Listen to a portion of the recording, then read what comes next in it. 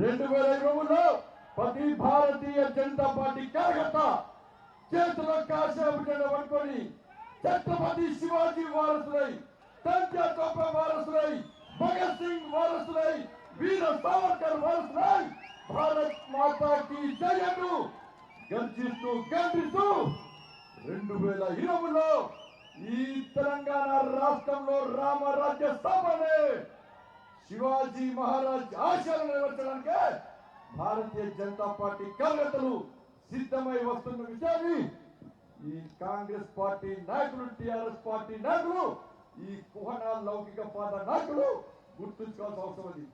ఒక మంచి ఆలోచనతో మీ అందరి నాయకులు, మీ అందరి ప్రేమ అభిమానం వాళ్ళు నాకే ఆశీర్వదిస్తున్నారు. పాల్వాయి హరీష్ గారు, నా పాల్వాయి హరీష్ గారు రాజకీయాల కోసం రాజకీయ పార్టీ రాలేదన్న. నాకు గుర్తొస్తుంది పాల్వాయి పురుషోత్తరం గారి విషయంలో. నేను ఏబీవీపీ నాయకుడిగా ఉన్నప్పుడు కరీంనగర్లో విద్యార్థి ఉద్యమాలు చేస్తున్నప్పుడు మా మీద పోలీస్ కేసు అయితే ఎమ్మెల్యే క్వార్టర్స్ లో పాల్వాయి పురుషోత్తరం గారు ఇంట్లో జాక్కునేవాళ్ళని నేను. పాపం ఆయనేమో నడుచుకుంటాడు. మమ్మల్ని ఆదుకునే వ్యక్తి పాల్వాయి పురుషోత్తరం గారు. అటువంటి ఒక గొప్ప మహనీయుని ప్రజాస్వామ్య పరమావధిగా నిరంతరం ప్రజల కోసం పనిచేసే వ్యక్తిగా, పేదల కోసం పనిచేసే వ్యక్తిగా, పేదల యొక్క సమస్యల పరిష్కారం కోసం పోరాడే వ్యక్తిగా ఉన్నటువంటి పురుషోత్తమరావు గారు నక్సలైట్ల చేతిలో మీ అందరి కోసం ప్రాణత్యాగం చేసిన తర్వాత మా నాన్నగారు ఒక లక్ష్యాన్ని అన్న ముందుకుపోయారు. కొన్ని ఆశల కోసం ప్రజా సేవ చేయడానికి ముందుకు వచ్చాడు. అందుకే మా నాన్నగారు మిగిలినటువంటి ఆశయాలను నెరవేర్చడానికి, ఆ లక్ష్యాన్ని చేరుకోవడానికి, ఈ సిరిపూర్ కాంగ్రెస్ ప్రజలకు సేవ చేయడానికి, వాళ్ళ సమస్యలు పరిష్కరించడం కోసము నేను రాజకీయ పార్టీలకు వచ్చినా వాళ్ళ దానికి సాధ్యమైంది వాళ్ళ భారతీయ జనతా పార్టీగా కాబట్టి అలా. అందుకే భారతీయ జనతా పార్టీలో చేరడానికి వస్తామని చెప్పి నాకు చెప్పిన తర్వాత నాకే ఆనందం అనిపించింది. పురుషోత్తమ గారి వారసుడిగా, మీ అందరి అభిమాన నాయకుడిగా ఇలా పాల్వాయి హరీష్ గారు భారతీయ జనతా పార్టీలో చేరుతున్న శుభ సందర్భంలో ఈ బహిరంగ సభ ఏర్పడిన నిజంగా చాలా సంతోషిస్తుంది. అందుకే భారతీయ జనతా పార్టీ రాష్ట్ర అధ్యక్షుడిగా వారికి సాదర స్వాగతం పలుకుతూ తప్పకుండా మీ నాయకత్వంలో ఈ ప్రాంతంలో గల్లీలో గ్రామంలో గర్భలో కమలపు జెండా, కాషాయపు జెండా రెప్పలాడించే విధంగా మీరందరూ కష్టపడి పనిచేయాలని మీ అందరికీ విజ్ఞప్తి చేస్తున్నారు. ఇప్పుడే మా దరువు వెళ్ళన్న పాటను తూటాలకు అందిస్తాడు. తెలంగాణ రాష్ట్ర వ్యాప్తంగా ఇదే జరుగుతుందన్న. గాయకులు గుంతెత్తున్నారు, కళాకారులు కాలు గజ్జ కడుతున్నారు, కళాకారులు చేతిలో కంజ కట్టుకున్నారు. ఇక ఉద్యమం మళ్ళా స్టార్ట్ చేశాడు. ఈ ఉద్యమం కేసీఆర్ గుండెలో గజగజ పడుతున్నది. ఏడవేళ భారతీయ జనతా పార్టీ అంటే ఇలా కేసీఆర్ కు డప్పులు కొడుతున్నాయి. ఎలా కేసీఆర్ బాక్సులు బద్దలెత్తున్నాయి. ఇక్కడ కూడా ఏడవేళ బీజేపీ, రాత్రి బీజేపీ, ఉదయం బీజేపీ. కాబట్టి అటువంటి బహిరంగ సభకు ఇచ్చేటువంటి మీ అందరికీ కూడా హృదయపూర్వక నమస్కారం తెలియజేస్తూ, పోరాటాల పురిటిగడ్డ జమీల్ జంగల్ పేర్కొని కోమరం భీం నెలయాడిన పవిత్రమైన గడ్డ ఈ సిరిపూర్ కాంగ్రెస్ గడ్డ. అలాంటి గడ్డకు శిరస్సు వంచి నమస్కారం తెలియజేస్తూ, కోమరం భీం వారసుగా, రామ్జీ గౌడ్ వారసుగా, సేవాలాల్ మహారాజు శిష్యులుగా రాబోయే రోజుల్లో ఈ రాక్షస పాలన అంతమొందించడానికి, ఈ గదీల పాలన అంతమొందించడానికి మీరందరూ కలిసికట్టుగా ముందుకు వస్తున్న సందర్భంలో మీ అందరికీ భారతీయ జనతా పార్టీ తరఫున ఈ రోజు పార్టీలో చేరుతున్న ప్రజాప్రతినిధులకు, కాంగ్రెస్ టిఆర్ఎస్ పార్టీ నాయకులందరూ కూడా సాదర స్వాగతం పలుకుతూ మీ అందరికీ స్వాగతం పలుకుతున్నాను. తెలంగాణ ఉద్యమ సమయంలో, తెలంగాణ రాష్ట్ర ఏర్పాటు సమయంలో రాష్ట్ర ముఖ్యమంత్రి టిఆర్ఎస్ పార్టీ 2 ఎన్నికల్లో గెలిచింది. సిర్పూర్ పేపర్ మిల్ పేరు 2 ఎన్నికల్లో గెలిచింది. గెలిచిన తర్వాత మీరందరూ కష్టపడ్డ ఫలితంగా, మీరందరూ పోరాటం చేసిన ఫలితంగా ఇలా పేపర్ మిల్లు ప్రారంభించిన. పేపర్ మిల్లు ప్రారంభించిన ఏమైందంటే ఇక్కడ ఒక న్యాయం జరగలేదు. 80% ఇలా బయట వాళ్ళని తీసుకొచ్చి 80% ఇలా బయట వాళ్ళని తీసుకొచ్చి ఉద్యోగాలు ఇచ్చారు. పాత వాళ్ళకు ఉద్యోగాలు రాలే, లోకల్ వాళ్ళకు ఉద్యోగాలు. ఇలా దేనికోసం పేపర్ మిల్లు ప్రారంభించినామో ఒక్కసారి మీరందరూ ఆలోచన అవసరం ఉంది. కోనప్ప ఏమప్పనే కోనప్ప ముఖ్యమంత్రి ఇదే బహిరంగ సభ ఇక్కడ పెట్టిన బహిరంగ సభ ఇక్కడ పెట్టినా కోనప్ప, కాటప్ప, ఈయప్ప, ఆప్ప, పెద్దప్ప అంతేనా? సిద్ధప్ప. నెక్స్ట్ చెప్తున్నా బిడ్డ కోనప్ప, కేసీఆర్ అప్ప చూడిగా. నెక్స్ట్ ఎన్నికల్లో నీ కోనప్ప, కానప్ప, కాటప్ప అందరు కూడా ఈ సిర్పూర్ కాగజ ప్రజలు గోప కోనప్ప అని చెప్పి తప్పకుండా తీసుకుంటారు. అనుమానం నమ్మిగా 2 బర్రెలతో నచ్చినోడు 200 కోట్లు సంపాదించిన.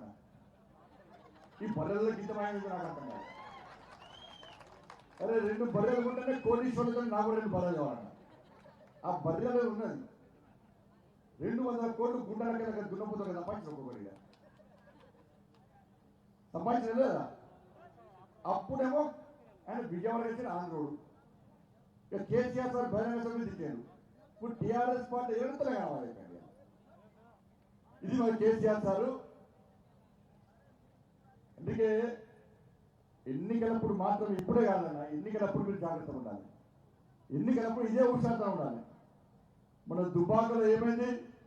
ఒక్కొక్క తమ్ముడు, ఒక్కొక్క అన్న పోయి గల్లీలో గ్రామానికి బీజేపీ అన్న పువ్వు అంటే దుబ్బాక ప్రజలు పువ్వు మీద గుర్తులు గుద్దితే కేసీఆర్ గుండె గురువు అన్నది మన పవన్ గారు పెరిగింది. జిహెచ్ఎంసీ జిహెచ్ఎంసీకి వెళ్ళవు.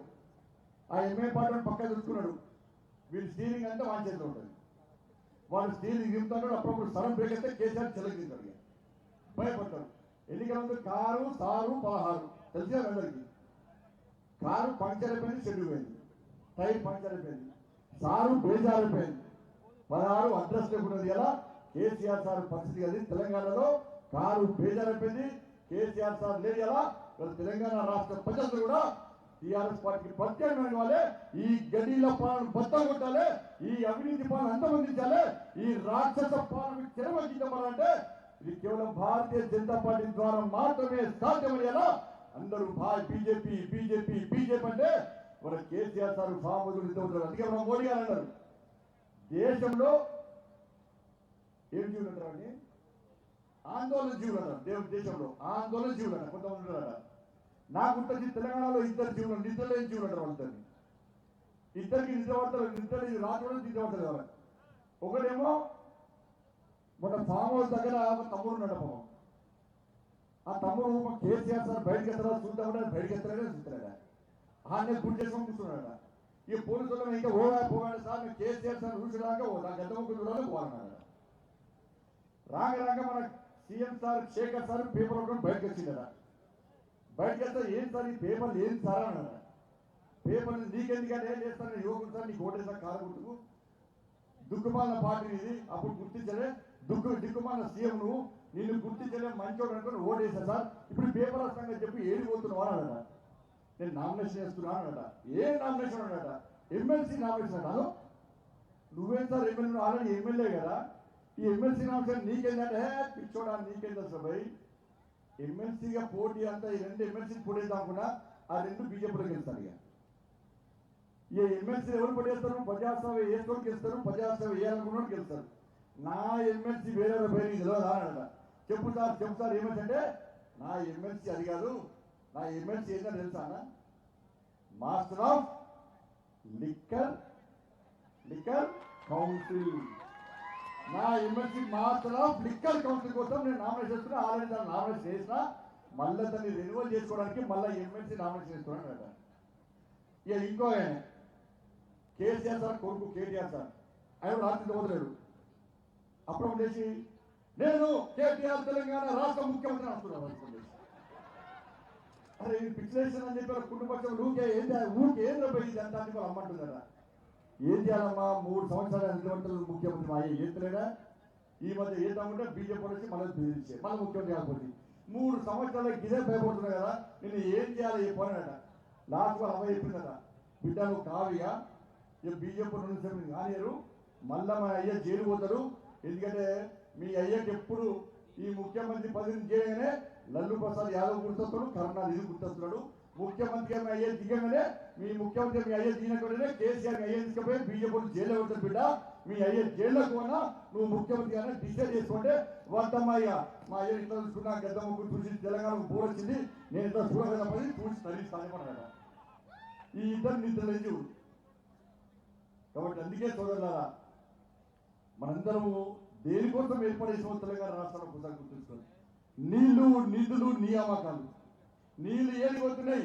ఇదే కరీంనగర్ ఉమ్మడి జిల్లా, ఆదిలాబాద్ ఉమ్మడి జిల్లాకు సంబంధించి ఇలా ప్రాణహిత ప్రాజెక్టును ఆ రోజు ప్రారంభిస్తే ఇవాళ 30,000 కోట్లతోని ప్రాణహిత ప్రాజెక్టు ప్రారంభించాలనుకుంటే స్టార్ట్ చేస్తే ఈ రాష్ట్ర ముఖ్యమంత్రి రీడిజైన్ పేరుతో 1,00,000 కోట్ల ప్రాజెక్టుగా మార్చారు.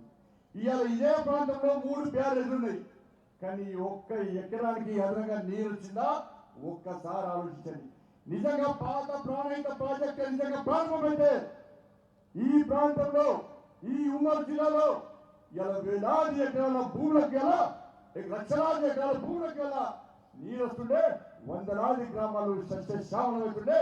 కానీ ఇంతవరకు ఆ ప్రాజెక్టును ప్రారంభించే ప్రయత్నం ఇలా చేసిన కేవలం కమిషన్ కోసం కట్టుకుపోయిన మూర్ఖత్వ వ్యక్తి ఈ కేసీఆర్.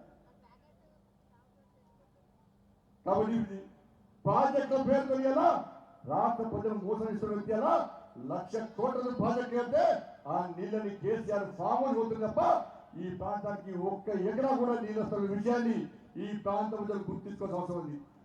ఇలా 9 ఎంపీ తెలుసుకోవాలా. 9 ఎంపీ దగ్గర ఇలా బ్యారేజ్ కడతాడు. బ్యారేజ్ కడతా అని చెప్పి ఇంతవరకు తట్ట మట్టి పోయారా? కాలువల దగ్గర ఎన్ని ఉన్నాయి?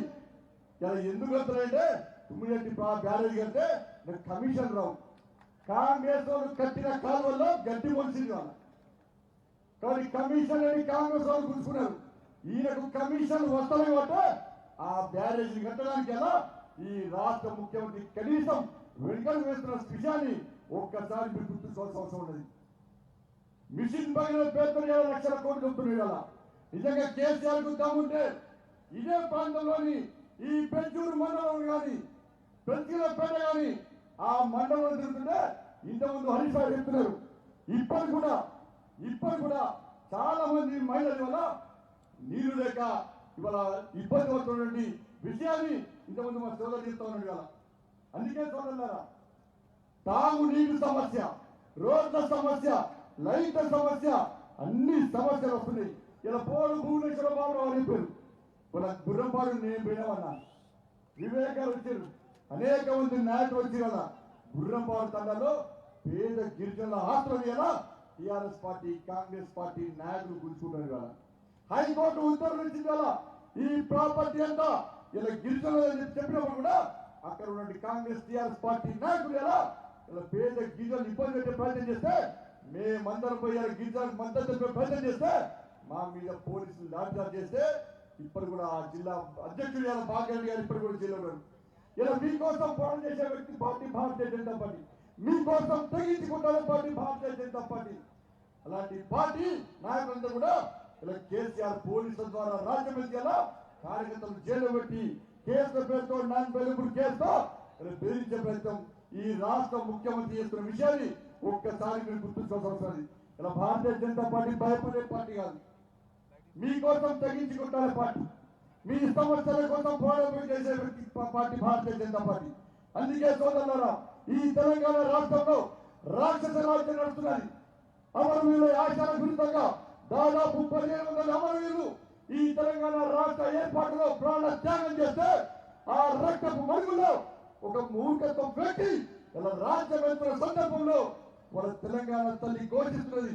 రండి భారతీయ జనతా పార్టీ కార్యకర్తలారా, నేను ఈ మూర్ఖుని చేతిలో బందీ అయి ఉన్నా, ఈ బంద విముక్తి చేయను, మీ భారతీయ జనతా పార్టీ కార్యకర్తలు కాశాపు జెండా పట్టుకొని కమలపూర్ జెండా పట్టుకొని జై శ్రీరామ్ అంటూ రండి, తరలిరండి, మలిదశ ఉద్యమాన్ని ప్రారంభించండి, నా అత్యన్నను బంధ విముక్తురాలని చెప్పి ఆ తెలంగాణ తల్లి ఘోషిస్తుంటే, అందుకే భారతీయ జనతా పార్టీ మీ అందరి కోసం ప్రజాస్వామ్య తెలంగాణ నిర్మాణం కోసం ఆ తెలంగాణ తల్లిని బంధ విముక్తులు చేయడం కోసం ఈ రోజు మీ ముందుకు వస్తుంది. అందుకే భారతీయ జనతా పార్టీ ఎక్కడ పోయినా ఇదే ప్రజాదరణ వస్తుంటే రాష్ట్ర ముఖ్యమంత్రి మాత్రం ఇవాళ ఇష్టం వచ్చినట్టుగా భారతీయ జనతా పార్టీ మీద మాట్లాడేలా ప్రజలనే కుక్కలు అంటున్నాడు. ఇవాళ ఓట్లేసిన ప్రజలనే కుక్కలు అంటున్నాడు. అందుకే ఈ మధ్య తిరుపూర్ కాలంలో కుక్కలనే అన్న రాంగరంగం పురుష కుక్కలు ఏమంటారు, కుక్కలు ఏవి వారిపోయినాయి చనిపడుతున్నాడు. ఎందుకు వారిపోయినాయి అని చెప్పి నేను ఆలోచించిన. ఎందుకు వారిపోయినా అంటే అరే కేసీఆర్ సార్ తెలంగాణ ఉద్యమం కాపల కుక్క ఉంటా అన్నాడు. అరే ఒక మనిషే కేసీఆరే మా జాతిలో ఏరు, కుక్కల జాతిలో ఏరుడు కాబట్టి సంతోషపడ్డాం. అప్పుడు కేసీఆర్ సార్ మా జాతి కానీ కుక్కల జాతి మంచిదని చెప్తే తెలంగాణ అందరప్పుడు పాలు పోస్తాడు, ఇంత అన్నం పెట్టాడు. ఇప్పుడు తెలంగాణ కాపలా కుక్క అనే వ్యక్తి ఫామ్ హౌస్ ఉన్నాడా కుక్క, ప్రగతి పోదా కుక్క అని చెప్పి తెలంగాణ ప్రజలందరూ చూస్తుంటే ఇలా కుక్క కనబడతలేదు. ఇలా కనబడలేదు. విశ్వాసఘాతకుడు కేసీఆర్. కాపలా కుక్క ఉంటాన వ్యక్తి ఇలా విశ్వాసఘాతకుడు. ఇలా మా కుక్కల జాతి విశ్వాసగల జాతి, మా విశ్వాసగల జాతి కూడా ఇలా కేసీఆర్ అవమానపరిచింది. కాబట్టి ఇలా తెలంగాణ ప్రజలు మా కుక్కలు కూడా విశ్వసిస్తే పరిస్థితులు మా కుక్కల జాతి కూడా తెలంగాణలో బతకలేకుండా ఉండడం వల్లనే మేము వేరే రాష్ట్రానికి పారిపోతున్నామంటే ఇలా కుక్కలను కూడా అవమానపరిచే వ్యక్తి మన కేసీఆర్. కాబట్టి అందుకే మిత్రులారా, ఒక మంచి ఆశయం కోసం, ఒక లక్ష్యాల కోసం ఇలా తెలంగాణ రాష్ట్రాన్ని ఏర్పరచుకున్నాం. అందుకే నరేంద్ర మోడీ గారి నేతృత్వంలోని భారతీయ జనతా పార్టీ, నరేంద్ర మోడీ గారి నేతృత్వంలోని ఎన్డీఏ ప్రభుత్వం ఇవాళ తెలంగాణ రాష్ట్ర అభివృద్ధి లక్ష్యంగా, తెలంగాణ రాష్ట్రంలో పేద ప్రజలకు అభివృద్ధి లక్ష్యంగా వాళ్ళ అనేక సంక్షేమ పథకాలను తెలంగాణ రాష్ట్రంలో ప్రవేశపెడుతుంటే ఈ రాష్ట్ర ముఖ్యమంత్రి ఇలా పేరు మార్చి ఫోటోలు మార్చి కేంద్రం ఇచ్చే నిలవడం దారి మళ్ళీ ప్రజలను వంచే ప్రయత్నం చేస్తాడు. ఈ సిర్పూర్ కాంగ్రెస్ నగర్లో ప్రతి పైసా కేంద్రం ఇచ్చే పైసలే. రోడ్ల పైసలు కేంద్రాన్ని, లైట్ల పైసలు కేంద్రాన్ని, రోడ్ల పైసలు కేంద్రాన్ని, పార్కుల పైసలు కేంద్రాన్ని, లైట్ బతిక పైసలు కేంద్రాన్ని, బియ్యం పైసలు కేంద్రాన్ని, హందారం పైసలు కేంద్రాన్ని, కమ్యూనిటీల పైసలు కేంద్రాన్ని, చివరకు శ్మశాన వాటికల పైసలు కూడా కేంద్రాన్ని అనే విషయాన్ని ఒక్కసారి గుర్తుంచుకోవాలి. కేంద్రం ఇచ్చిన నిధులను దారి మళ్ళిస్తేలా కేసీఆర్ తెలంగాణ ప్రజలను మోసం చేస్తున్నాడు. నిన్నొక్కనే అంటున్నాడు భారతీయ జనతా పార్టీ నిధులు ఇచ్చాడు. నేను సవాల్ చేస్తున్నా, ఈ రాష్ట్ర ముఖ్యమంత్రికి నిజంగా దమ్ముంటే ఈ తెలంగాణ రాష్ట్రానికి కానీ ఈ సిర్పూర్ కాంగ్రెస్ నాకు ప్రతి అభివృద్ధి కోసం ఎన్ని వేల కోట్ల రూపాయలు నిధులిచ్చినా వెంటనే శ్వేత పత్రం విడుదలైంది. ఈ సిర్పూర్ కాంగ్రెస్ కేంద్ర ప్రభుత్వ వాటాలని సంక్షేమ పథకాలు ఈ ప్రాంతంలో ఎన్ని అమలు చేస్తుందో రాష్ట్ర ముఖ్యమంత్రికి ఈ ప్రాంతాన్ని నేర్చుకున్నటువంటి నాయకులు వెంటనే చర్చకు రావాలని చెప్పి నేను బహిరంగ సవాల్ విసురుతున్నా.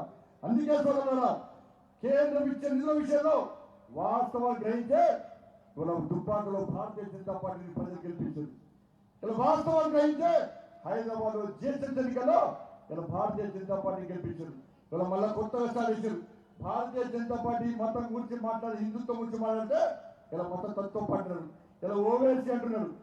హైదరాబాద్ అంటే కేంద్ర పాలిత ప్రాంతంగా మార్చాడు. ఎవడన్నాడు? మీ అయ్యాడా అన్నవా? ఎప్పుడైనా అసలు ఊటలేదు. కొత్తగా సారేశ్వరుడు కేంద్ర పాలిత ప్రాంతం చేస్తామట అన్న. దేశ విభజన కోరుకునేటువంటి ఇలాంటి ఉత్సాహాలే ఇవాళ భారతీయ జనతా పార్టీని అప్రతిష్ట చేసేలా కేంద్ర పాలిత ప్రాంతంగా మార్చామని చెప్పేలా ప్రజల్లో కూడా లేనిపోని అపోహలు, అనుమానాలు సృష్టించేలా రాజకీయంగా లబ్ధి పొందే ప్రయత్నం చేస్తారు. ఇప్పుడు హైదరాబాద్ లో ఏం జరిగింది వల్ల మెజార్టీ పొందిన హిందువులు ఓటు బ్యాంక్ మారుతో ఇలా TRS party address కలిసాయి. 4 సీట్లున్న Bharatiya Janata party ఇలా 47 స్థానాలకు వేసిన కన్నా ఇలా భాగ్యం. భారతీయ జనతా పార్టీ ఏ మతానికి వ్యతిరేకం కాదు. భారతీయ జనతా పార్టీ ఏ వర్గానికి వ్యతిరేకం కాదు. భారతీయ జనతా పార్టీ 80% హిందువుల కోసం, 80% హిందువుల కోసం ఇవాళ కష్టపడి పనిచేస్తే ఇలా భారతీయ జనతా పార్టీ మతతత్వ పార్టీగా చిత్రీకరిస్తున్నారు. టీఆర్ఎస్ పార్టీ 12% ఉన్న మైనార్టీ ఓట్ల కోసం కక్కుర్తిపడి, కాంగ్రెస్ పార్టీ 12% ఉన్న మైనార్టీ కోసం కక్కుర్తిపడి ఓటు బ్యాంకు రాజకీయాల పాల్పడితే వాళ్ళు మాత్రం సమాజంలో సెక్యులర్గా చదవాలి కదా. 80% ఉన్నటువంటి హిందువుల కోసం భారతీయ జనతా పార్టీ పనిచేస్తే భారతీయ జనతా పార్టీ మత తత్వ పార్టీగా చిత్రీకరించే ప్రయత్నం వాళ్ళు టీఆర్ఎస్ పార్టీ నాయకులు చేస్తున్నారు. ఇది తప్ప కాదా ఒక్కసారి చేయాలి. అందుకే వాస్తవారా ఈ తెలంగాణ రాష్ట్రంలో ప్రజాస్వామ్యబద్ధంగా పాలన కొనసాగాలంటే, ఈ గలీల పాలన అంతమొందించాలంటే ఎట్టి బస్సులో భారతీయ జనతా పార్టీ ఈ తెలంగాణ రాష్ట్రం రాజ్యం ఉండాలి. ఎమ్మెల్సీ ఎన్నికలు వస్తున్నాయి. నేను ఉన్ననే అనుకున్నానా పివి నరసింహారావు భజన చేస్తుడు కేసీఆర్ అంటే ధోకా ఉంది, ధోకే బాజీ ముఖ్యమంత్రి, బట్టే బాజీ ముఖ్యమంత్రినే. ఎప్పుడు రాని పివి నరసింహారావు ఎట్లా గుర్తొచ్చిండు, మళ్ళీ మోసం చేస్తారు అనుకున్నా. ఇక పివి నరసింహారావు జయంతి రాగానే సార్ గుర్తొచ్చిండు. పివి నరసింహారావు జయంతి నేను కూడా వస్తా. పివి నరసింహారావు తెలంగాణడు, మన కరీంనగర్ జిల్లాడు, తెలంగాణ ముద్దు బిడ్డ. కంపల్సరీ దీనికి ఆ పివి నరసింహారావు జయంతి ఉత్సవం బ్రహ్మాండంగా చేద్దాం. 3 పదాలు చేశారు. బ్రహ్మాండం, అద్భుతం, 100%. అంత ఏముండదు, 100% అంటారు. చేసిండు. అలా పివి నరసింహారావు శత జయంతి ఉత్సవాలు అని చెప్పి అలా కమిటీ చేసిండు. కమిటీ చేసి ఒక్క జయంతి రోజు వచ్చిండు, పాటలు వాడిని పేరు స్పీచ్ ఇచ్చిపోయాడు. వాళ్ళ వర్ధంతికి రావాలన్నా రాలే. అలా పివి నరసింహారావు జయంతి ఉత్సవం అని చెప్పి ఇన్ని రోజుల పాటు ఒక్క కార్యక్రమం చేసిందంటే అది లేదు. లాస్ట్ ఏం చేసిందంటే ఓడిపోయే ఎమ్మెల్యే సీరియల్ పివి నరసింహారావు కుటుంబానికి ఇచ్చింది. నేను అంటున్న రాష్ట్ర ముఖ్యమంత్రికి నిజంగా దమ్ముంటే టీఆర్ఎస్ పార్టీ ఈ 2 ఎమ్మెల్సీలో గెలుస్తుంది అనుకుంటే ఇలా హైదరాబాద్, రంగారెడ్డి, మహబూబ్ నగర్ ఎమ్మెల్సీ ఎన్నికల్లో నువ్వు పోటీ చేద్దాముంటే, వాళ్ళ ఖమ్మం, నల్గొండ, వరంగల్ ఎమ్మెల్సీలో నీ కొడుకుడు పోటీ దమ్ము దానికి అంటున్నా. నువ్వు గెలవని తెలిసేలా పివి నరసింహారావు కోడలకు మనవాళ్ళకు టికెట్ ఇస్తావా? నువ్వు అలా భారతీయ జనతా పార్టీ గెలవడానికి సిద్ధం ఉన్నది. ఇలా ఓడిపోయే టికెట్ వాళ్ళకి ఇచ్చేలా ఇలా పివి నరసింహారావును అవమానపరిచే ప్రయత్నం ఈ రాష్ట్ర ముఖ్యమంత్రి చేస్తాడు. ఎందుకేలా నీకు ఓటు అంటున్నా నేను, ఎందుకు ఓటాలని నీకు అంటున్నా నేను. ఇంటికో ఉద్యోగం అని 1,00,000 ఉద్యోగాలని నిరుద్యోగ పుట్టిస్తానని చెప్పి తెలంగాణలోని యువకులను, ఇలా కాగలోని యువకులను ఇలా వంచి మోసం చేసేందుకు నీకు ఓట్లు ఏమంటావా? ఒక్కసారి రాష్ట్ర ముఖ్యమంత్రి స్పష్టం చేయాలి. పిఆర్సీ ఇస్తానని చెప్పి 6 సంవత్సరాలుగా మోసం చేస్తూ ఉద్యోగ, ఉపాధ్యాయ, పెన్షన్లను మోసం చేసేందుకు నీకు ఓటేసేదని ఒక్కసారి రాష్ట్ర ముఖ్యమంత్రి స్పష్టం చేయాలి. ఈ రాష్ట్ర ముఖ్యమంత్రి ఇలా 13,000 కంపెనీలను తెలంగాణ రాష్ట్రంలో తెలిసినట, 5 లక్షల మందికి ఉద్యోగాలు ఇచ్చినట. నేను సవాల్ చేస్తున్నా, నువ్వు లిస్టు అనౌన్స్ చేయి. 13,000 కంపెనీల లిస్టు అనౌన్స్ చేయమని చెప్పు. 5 లక్షల మంది ఉద్యోగాలు ఎవరికి ఇస్తావో ఆ లిస్టును వెంటనే మాకండి.